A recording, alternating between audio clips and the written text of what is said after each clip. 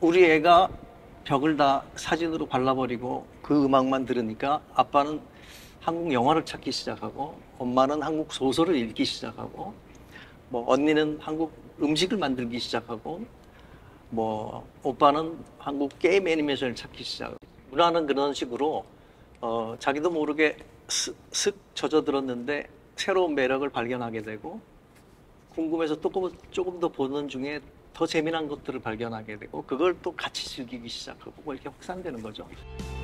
누굽니까? 한수연이. 내가 한수연인데. 네, 우리 시대 최고의 문화예술 기획자 30회 최준호 한국예술종합학교 연구원의 연극학과 교수. 그는 80년대 우리 문화 토양이 아직 제대로 쌓여있지 않은 상태에서 진심으로 혁명하는 심정으로 처음 문화운동에 뛰어든 이래 이제 세계가 인정하는 최고의 문화예술 기획자로서 우뚝 서기까지 그의 문화예술론이 매우 궁금합니다. 공연장뿐만 아니라 문화정책과 예술축제 현장, 그리고 문화도시를 꿈꾸는 각 지역 등 문화가 필요한 곳이라면 어디서든 큰 활약을 하는 최준호 동문입니다. 안녕하세요. 요새 근황이 어떠신지요? 뭐 예술종합학교 연구원에 교수 있어서 이제 교육에 전념하고 있고요.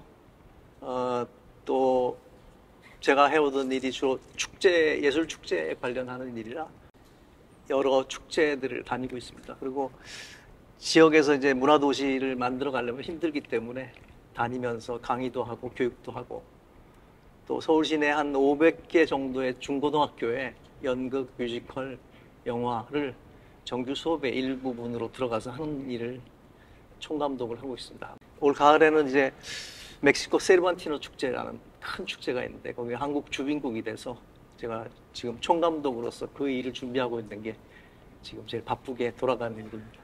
대학 때 제 기억으로 불문학을 전공했단 말이죠. 네. 그런데 지금 하시는 일은 연구, 뭐 축제, 또 문화행정, 또 정책 참여, 뭐 여러 일들을 하세요. 어떻게 그렇게 이 여정이 바뀌었는지. 원래 초등학교 때부터 연극을 했었습니다. 대학을 입학하고선 바로 연극을 다시 시작했습니다. 저는 문화예술을 통해서 사람들의 마음을 움직이고 사회를 변화시키는 일을 해야 되겠다라고 생각하고 이제 불어불문학과를 가게 됐죠. 프랑스가 아무래도 그런 게 많아서 불문과 가서 공부를 하다 보니까 이제 연극사를 통해서 새로운 연극 예술이 변화가 될 때마다 그것을 주동해오고 또 만들어내고 그랬던 것이 프랑스였고 또 지금 살고 있는 사람들의 일상에 가장 영향도 주고 좋은 효과를 가지고 있는 게 프랑스 사회다라는 생각이 들어서 나중에는 이제 프랑스로 연극 공부하러 유학을 떠나게 됐죠. 일단 제가 공부했던 프랑스에서 또 공부만 한 게 아니라 거기서 이제 일을 계속하면서 10년 유학을 했습니다. 그러다 보니까 귀국을 했을 때 상당히 많은 부분 프랑스의 제도들을 벤치마킹을 한다든가 또 그걸 소화해서 우리 것으로 어떻게 할 것인가에 대한 부분을 많이 하게 됐어요. 민간 신분의 예술가 출신으로는 처음으로 주 프랑스 한국문화원 원장으로 취임해서 2007년에 취임하셨죠? 네. 그래서 11년까지 4년 동안 일을 엄청 하신 걸로 알았는데 K-팝의 뿌리 어떤 씨앗을 뿌렸다 이런 얘기가 있는데 뭐 연관해서 좀 말씀 좀 주시죠. 2007년에 처음으로 고위공무원에 해당되는 큰 문화원장들을 민간까지 이렇게 개방을 해서 공모를 시작하게 됐습니다. 그래서 제가 개방직 공모 1호로 거기에 선발이 되게 돼서 프랑스를 떠났는데요. 거의 뭐 연간 100수십 건의 사업을 이쪽에서 매해 해오던 중에 3년차 제가 떠날 무렵에 2011년 떠날 무렵에를 앞두고 아이돌들을 좀 불렀으면 좋겠다.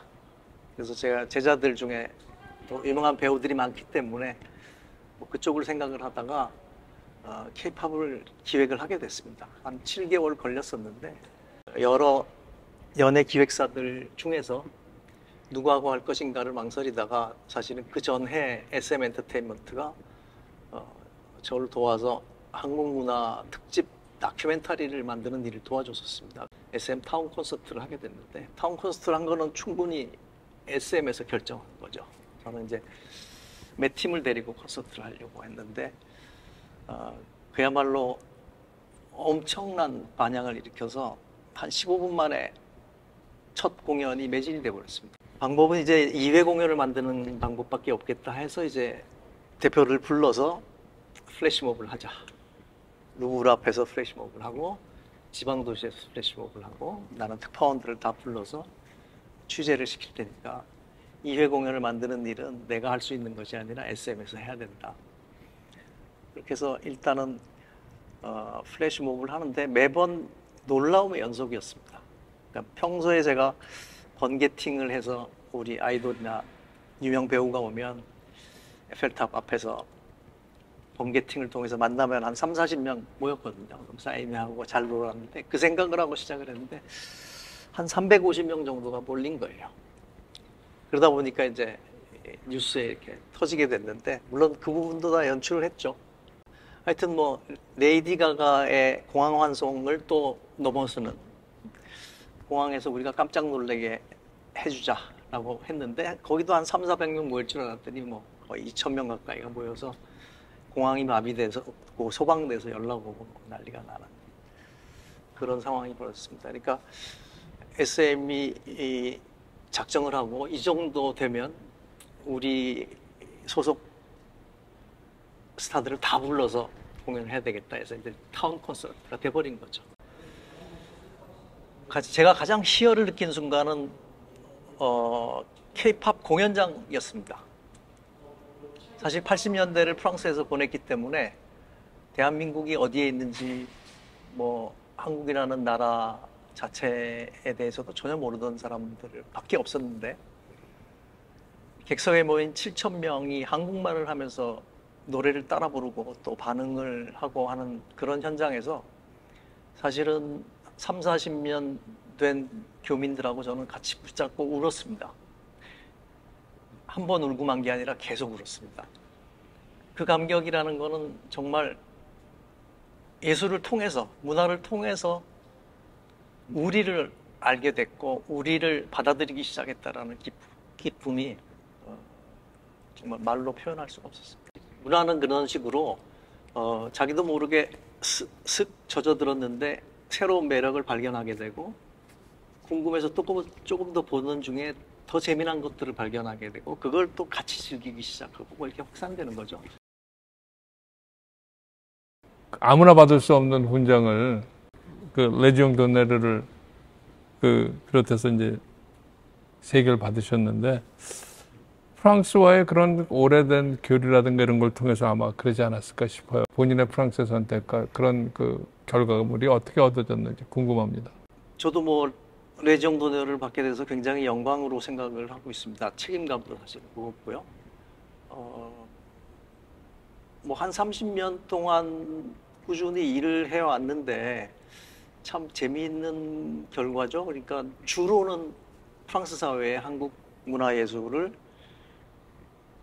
알린다기보다는 뭐 만나게 하고 또 그 매력을 느낄 수 있을 만한 여건을 만들기도 하고 예를 들면 판소리를 공연을 하는데도 판소리를 자막을 그 나라의 작가가 자막을 달아서 우리 관객들보다 훨씬 좋은 조건에서 판소리를 볼 수 있게끔 만들었어요. 이런 식으로 접근성을 수월하게 하는 일을 쭉 해왔는데 우리의 문화예술이 프랑스 사회에서 넓게 퍼지게 하는 일을 했다고 프랑스가 훈장을 저에게 준다.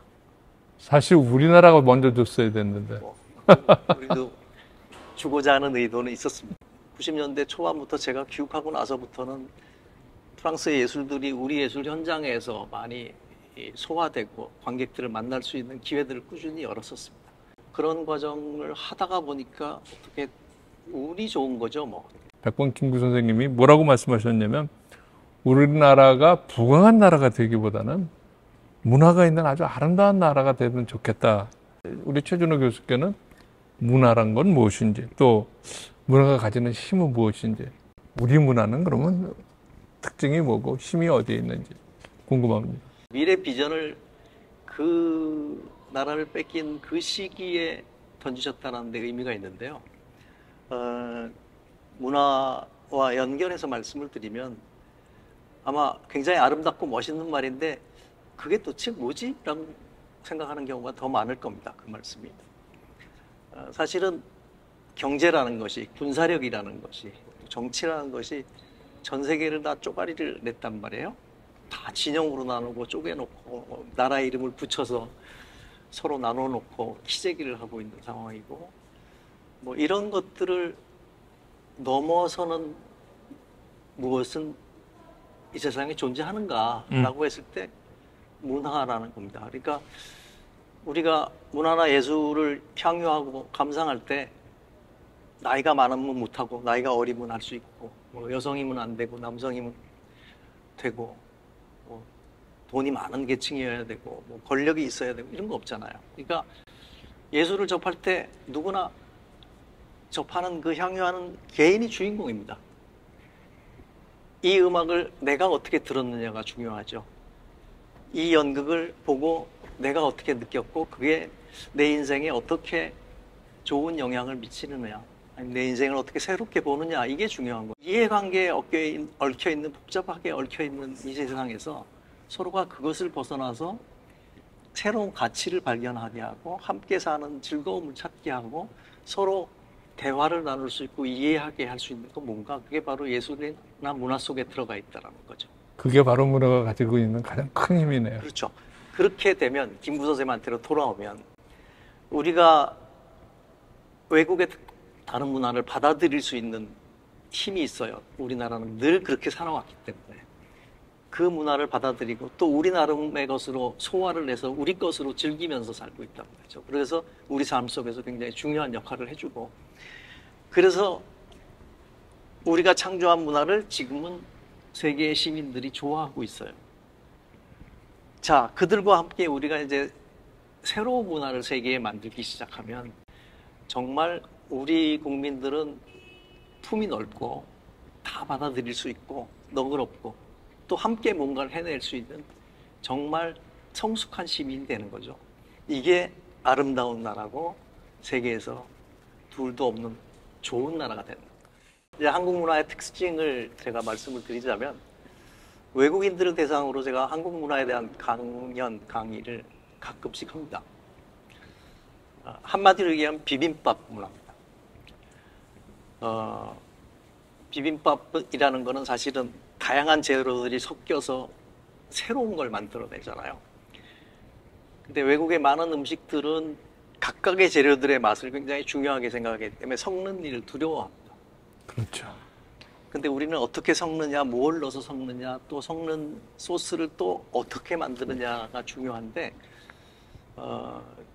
그렇게 문화의 특성과 마찬가지로 사실은 외부에서 들어온 것들을 잘 섞어서 소화해서 내가 생각하기에 제일 맛있는 걸로 꺼내서 놨을 때 사실은 굉장히 근사한 결과물이 나오거든요.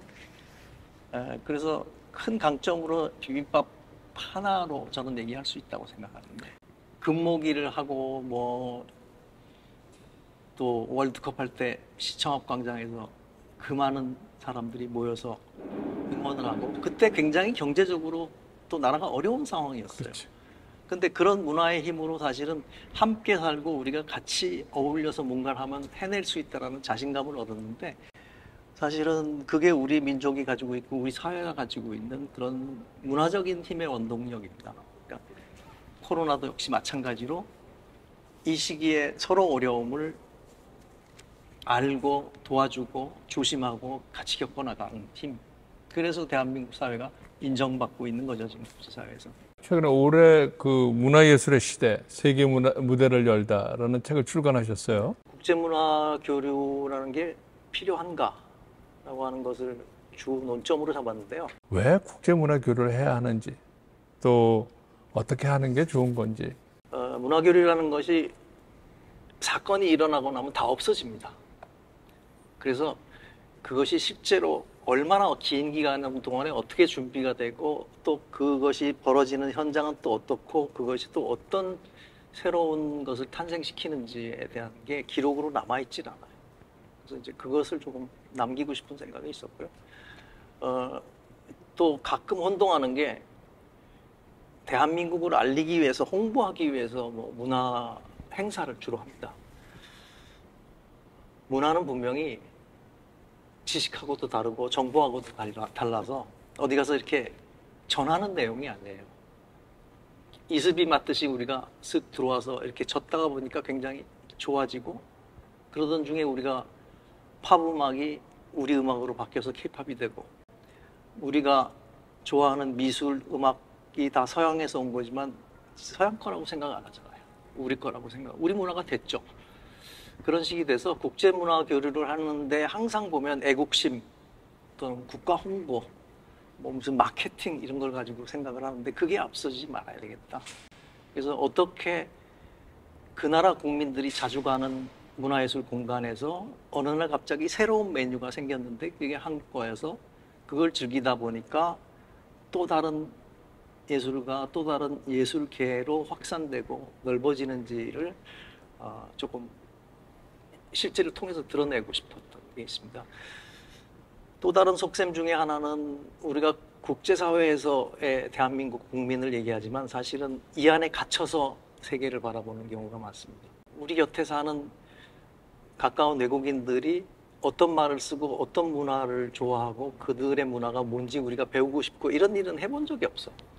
그들의 문화를 소개할 기회를 만들고 그걸 같이 배우고 그러는 과정에서 그들이 한국 문화를 익숙해지게 하자.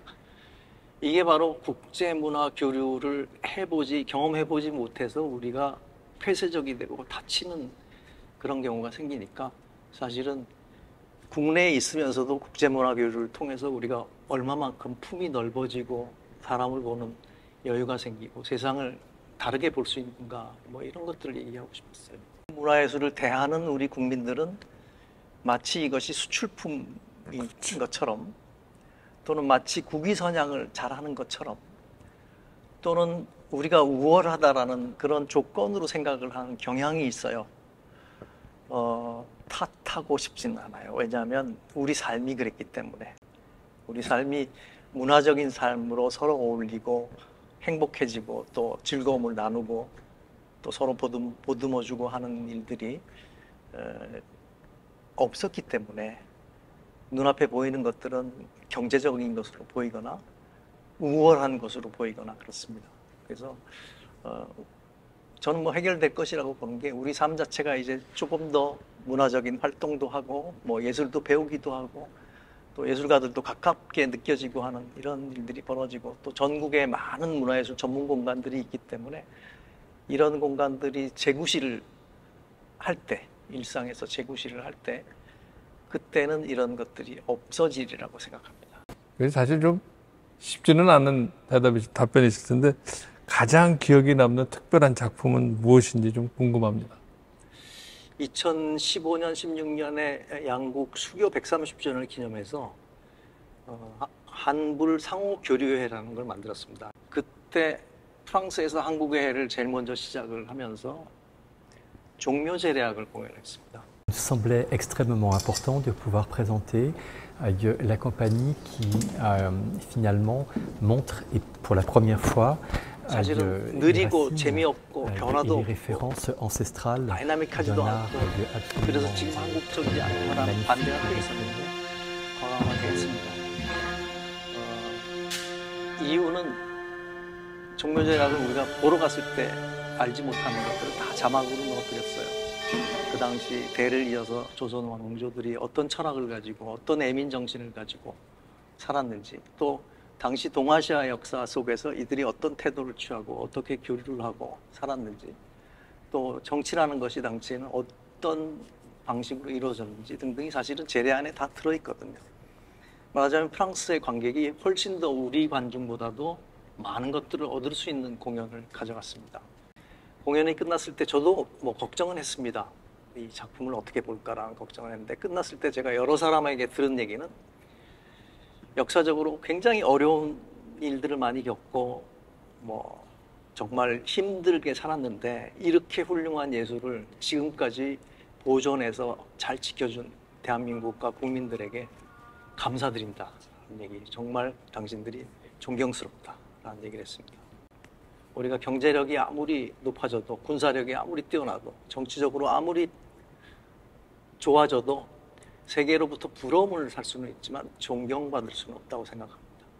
이게 문화의 힘이라고 생각해서 종묘제례악이라는 우리가 볼 때 굉장히 느리고 재미없는 공연이라고 하지만 사실은 그 안에 담긴 예술이 담고 있는 힘은 그게 거기에 있다고 생각해서 우선 첫 번째고요. 두 번째는 1998년에 아비뇽 축제라고 있습니다. 1947년에 시작한 세계 최고의 공연예술 축제인데 거기에 공식 초청 공연으로 한국의 무용과 음악을 4시간짜리 공연을 했습니다. 그때 당시에 뭐 안숙선, 김덕수 시작해서 임혜방, 뭐 강태환 등등 최고가는 명인들이 다 출연했는데요.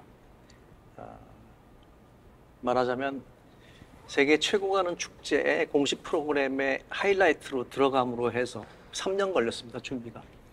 수많은 일을 참 성공적으로 많이 해오셨는데 뒤돌아보면 아쉬운 점도 있을 것 같아요. 사실은 뭐 예술가로서 삶을 살고 싶었던 건데요. 예술을 위한 일을 하는 자로서 삶을 살았습니다. 그래서 예술가로서 살고 싶은 게 사실은 제일 아쉬움이죠. 가장 참담했던 순간은 제가 문화원장을 하던 마지막 해에 4년 후를 생각을 하고 한불 상호교류회라는 거를 준비를 했습니다. 그러다 보니까 모든 작품들이 사실은 서로가 초청을 하고 우리는 초청 받을 때가 또 서로가 의기투합해서 만들 수 있는 4년이라는 시간이 있었기 때문에 함께 만들어가고 뭐 이런 상황이었는데 이런 사정들을 잘 이해하지 못하는 정치계, 문화계에서 뭐 그때 당시에 이런저런 여러 가지 좌우로 나누어서 블랙리스트며 등등등등을 가지고 들어와서 재단을 하려고 했을 때 거의 1년 이상을 지키는 일을 해왔습니다. 오랫동안 잘 준비한 프로그램들이 서로 협력해서 서로 초청하고 공동으로 만들어낸 이런 사업들이 진행되는 과정에서 국가나 행정이 무슨 자격으로 그건 초청하면 안 돼, 그건 초청해도 돼 라고 할 수 있겠습니까? 문화예술은 그런 게 아니죠. 그런데 그런 현실이 제 앞에 떨어져서 100수십 개의 작품이 위협받게 됐을 때 그걸 지켜내는 일이 다 했습니다만 가장 참담하고 슬펐고 힘이 빠지는 그런 일들이었습니다. 제가 문화원장을 하면서 저도 몰랐던 제일 큰 문제가 사회 지도층의 문화적인 수준의 차이는 프랑스라는 사회하고 우리하고는 비교할 수 없을 정도로 큽니다. 대사 만찬을 보통 3시간 내서 4시간을 하는데 프랑스 같은 경우는 한 5분에서 10분 서로 관계되는 일 얘기하고 나머지는 다 문화 얘기합니다. 묘하게 오는 사람들이 전부 한국 문화에 대해서 얘기를 해요. 그래서 경제인들을 만나고 정치인들을 만나고 뭐 행정가들을 만나고 드디어는 이제 장군들을 만났는데 장군들을 만날 때에도 또 한국 영화 뭘 봤는데 뭐 어떻고 이 감독은 또 어때 나는 못 봤는데부터 시작해서 소설 얘기를 하고 그림 얘기를 하고 그래요. 그들은 한국 대사와 문화원장을 만난다는 이유로 자기가 좋아하는 분야의 예술을 한국을 찾아서 공부하고 왔어요. 딱 그 순간 한 5번에 걸쳐서 사회 지도층을 만나는 만찬에서 제 뒤통수를 탁 쳤습니다. 이 부러움은 극복될 수가 없는 것이니 이걸 어쩌면 좋으냐.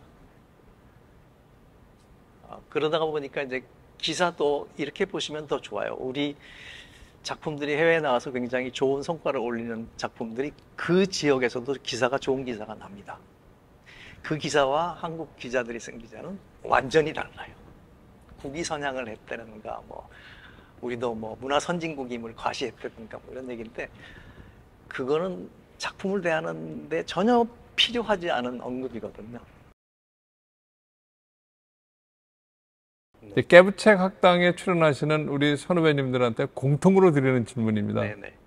나 최준호에게 서울거란 어떤 의미를 갖는지 또 학창 시절에 우리 최준호 동무는 어떤 학생이었는지 궁금합니다. 저의 정체성과 태도를 만들어준 곳이 서울고등학교였다 이렇게 생각을 합니다. 뭐 이유는 제가 1학년 때 들어가자마자 뭐 제가 3년 반장을 했습니다. 일단 1학년 들어가니까 시험 봐서 들어온 김 교수님 학번의 선배들이 반장들을 불러 모았어요. 그 얘기를 했습니다. 제도가 바뀌어도 우리는 니네를 저버리지 않겠다. 우린 같이 간다. 그런데 미래는 니네가 책임져야 된다. 멋있다. 오기가 생기죠. 그 순간 오기가 생기고 한편으로는 그 선배들의 포용이나 선배들이라고 해봐야 고3이잖아요. 지금 생각하면 지금 이 사이에요. 이런 생각을 우리에게 전한다라는 그 포용력이 나도 이런 태도를 가져야 되겠다라는 생각과 동시에 우리들끼리 모여서 사실은 우리가 서울고등학교를 달고 평생을 살 텐데 여기는 옛날보다 훨씬 다양한 인물들이 모여 있지만 서울인이라는 것 자체가 우리를 묶을 수 있는 그래도 굉장히 자랑스러운 뭔가는 우리들 대해서 해줘야 될 것이다. 그런 얘기들이 있었고요. 고등학교 때는 친구들의 증언에 의하면 제가 목소리가 뭐 크지 않습니다. 조용하고 뭔가 여러 가지 일들을 하는데 보면 뭔가를 늘 책임지고 있는 그런 짓을 하고 있다라는 거 하나 하고 늘 보면 선생님들하고 학생들 사이에 뭔가를 중재하고 뭐 연결하고 뭐 이런 일들을 계속 해왔습니다. 마지막 질문을 드리고 싶어요. 아마 많은 특히 후배분들이 나도 저 형처럼 되고 싶어, 저 선배님처럼 되고 싶어 하는 그런 생각이 들 것 같아요. 문화예술 분야로 나가고자 하는 많은 후배분들께 조언 한마디 말씀 부탁드립니다. 먹고 살아야 되니까 재정적인 것도 중요하죠. 그런데 이제 근데 그런 미래 사회는 그건 어느 정도 해결할 수 있다고 생각합니다. 지금도 그러고 있고. 그래서 재력과 권력에 관심이 조금 적고 뭔가 새로운 가치에 대해서 관심이 있는 사람들은 뛰어들만 합니다. 사실 문화라는 것이 우리의 일상 속에 들어와 있지 않기 때문에 대한민국 사회에서는 문화예술이라는 분야가 우리의 일상 속에서 또 사회의 여러 가지 시스템이나 공간들 속에서 해야 될 일이 너무 많습니다. 몰라서 못하는 게 많고요. 그래서 길이 무궁무진하게 열려 있습니다. 다른 일들과 달리 경쟁을 한다기보단 서로 새로운 일을 하면서 서로 자극받고 서로 격려하고 같이 이뤄내는 일들이 많기 때문에 이 길로 들어온다면 기본적으로 호기심이 많으면 좋겠고 또 뭔가 같이 하는 일에 대해서 즐거움이 있는 사람들이라면 새로운 길을 열어가고 새로운 길을 만들어서 그 길을 또 후의 세대들에게 물려줄 수 있는 그런 분야니까 참 들어오면 행복해지는 그런 길입니다. 환영합니다.